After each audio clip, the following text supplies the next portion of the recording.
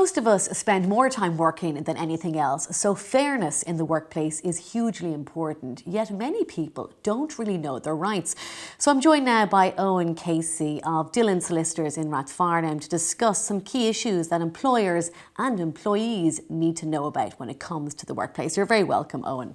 Thanks very much, Sybil. Let's start with some issues for employers first.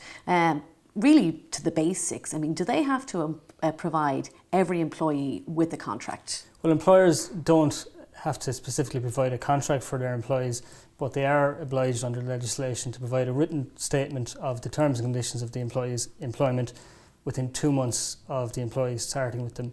And the extent of those terms and conditions that they have to cover off are set out in the Terms of Employment Act. And in that, do they have to include things like annual leave? I mean, do they have to provide annual leave? Some key basics. Annual leave, yes. Annual leave is something that all employees are entitled to, and they start to accrue from the time they start work, regardless of whether they're a part-time, casual, fixed-time or full-time worker. Ultimately, the calculation of the amount of annual leave that somebody accrues or has accrued at any given time is done by reference to the Organisation of Working Time Act. What about something like sick pay? I mean, do employers have to provide sick pay? The answer is no. Employers generally have a discretion as to whether or not to pay employees while they're out on sick leave. However, for obvious reasons, if there's a contract between the employer and the employee and that contract has a term setting out that the employee is entitled to be paid while out on certified sick leave, well then obviously the employer is going to be bound by that if that's in place.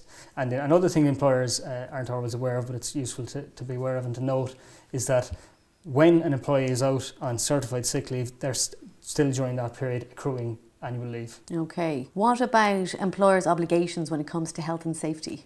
So under the Safety, Health and Welfare at Work Act, all employers are required to ensure, insofar as is reasonably practicable, the safety and welfare of their employees while at work. And this can include a number of very specific requirements that employers have to abide by and obligations that they have.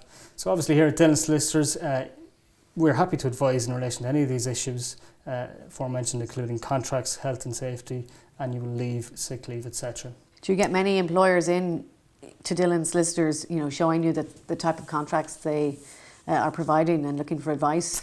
We do on a regular basis from a variety of industries where we advise people in relation to the drafting of contracts and in relation to key terms in those contracts. So we're happy to advise over a broad range of industries on those topics. Okay, well, Owen Casey, many thanks for that advice. Thank you.